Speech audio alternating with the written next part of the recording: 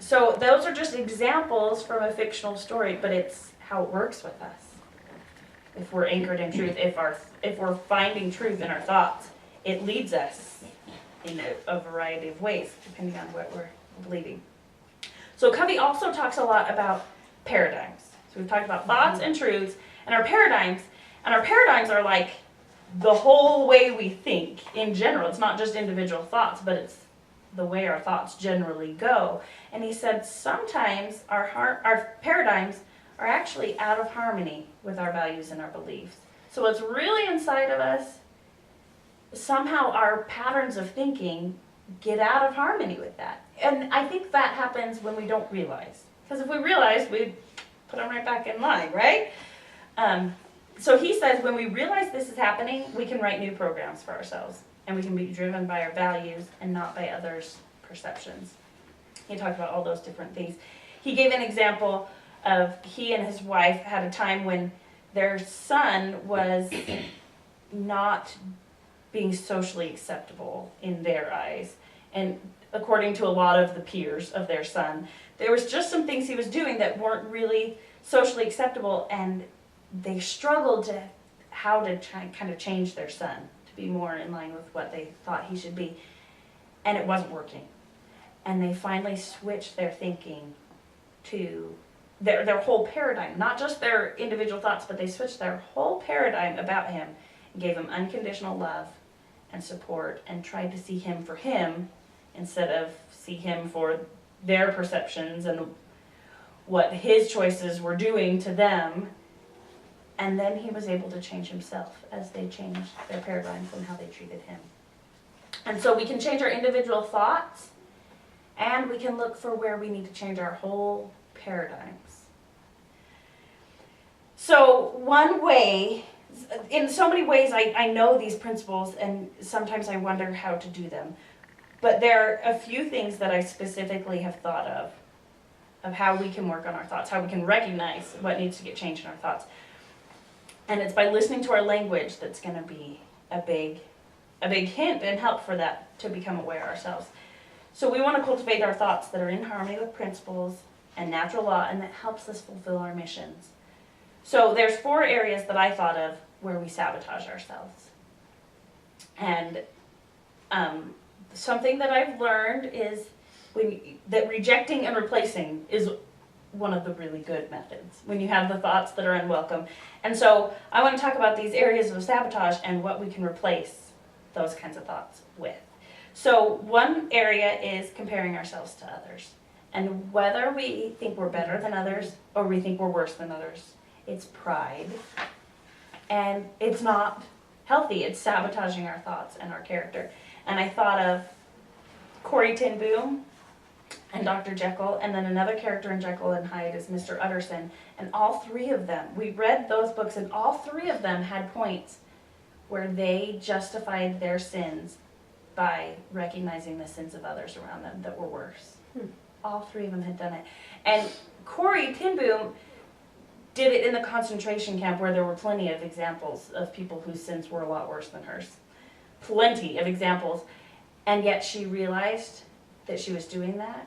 And when she was able to make the change and get back in harmony, and I don't remember all the details of what she did with that, but she said when she did that, the love and just the whole way that she was trying to minister, it changed. Because it had been going well, she had been loving people, she had been loving the study that they were sneaking in with the people, and then she wasn't for a while, and she was getting selfish, and when she changed and stopped comparing herself, you know what it was? It was a person, she found out who had betrayed her family, and she was resenting and having a grudge against him.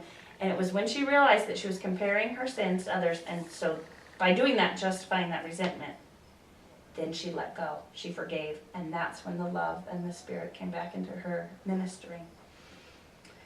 Another area, we can replace the comparing with kindness to everyone. Easier said than done, maybe. The second area is, is having unrealistic expectations. And the thing that I put with this, and this is a huge one for me, I I've had plenty of sabotage just from just being unrealistic with ourselves and then not liking myself because I didn't reach my goals and I think. And so what I try to replace that with is setting goals that encourage me and motivate me to do good, and not the goals that are going to make me feel bad for whatever reason. Anyway, that's all on that one. The third one's going to be big shocker. It's guilt. Because I don't like guilt, especially the guilt that's for living, which is the guilt I was heaping on myself for a long time. And so we can replace that guilt. My mom told me this one. You can replace that guilt with gratitude. And that's going to push the guilt away. I'm still chewing on that one. And then the fourth one is negative self-talk. And you can replace it with positive self-talk and with what's true about yourself. So you're saying, I'm bad at this, or I don't do this, or I should blah, blah, blah. And you can replace it with what's true in you. And being kind to yourself.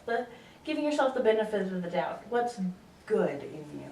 And what you want to be true. That might not even be true yet, but you're wanting it to be. And so that's what you're going to focus on. And so I thought about, okay, this friend, what would be the consequences if she changed the way she was talking about herself? And I don't know exactly, but it could give her so much more power and more joy and contentment in her life just to change how she talked about herself, because that would change how she thought and felt about herself. And all of this whole thing came because of my own story, my own situation. And when Noelle was a baby, I had this crazy week where I was in pain every single day, and I had no idea what the pain. It was abdominal kind of pain, pretty severe. I'd had it on and off for years, but this one week, it was stronger and more constant. And I thought, over the years I had thought, oh, it's this weird thing. I can't really explain it to the doctor. I don't know when it happens, when it doesn't happen. I don't know why it's going on. No doctor's really going to be able to help me. And I didn't really do anything about it. Finally, this week, it was so constant that I went to the doctor, and the doctor said, you have anxiety. And I said, no, I have stomach pain. What does that have to do with each other? And it felt right. That it's anxiety that's bringing me this pain. And I don't know what it was about that week. Physical pain. Physical pain. And I've learned a lot more about it since then and been able to recognize that particular pain in my body and thought, oh boy, what did I think?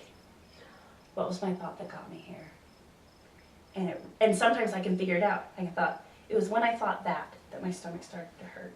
And for me, it's like this good kind of indicator to help me with my thoughts, although it's not the most pleasant part of my life.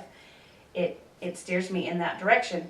And so I've realized how much my thoughts are a culprit to my feelings, my physical sensations. So much of my life is from my thoughts. It's made that connection more clear for me. And so I went through a process of... Wow, what a blessing. Yeah. I mean, how many people have that instant change of thoughts? Yeah. And wow. There's still plenty of times where it's really vague and I tell Matt, oh, I'm anxious or my stomach hurts and I know it's anxiety, and he's like, what got you there? And I have no idea what got me there today. I don't know how I did this.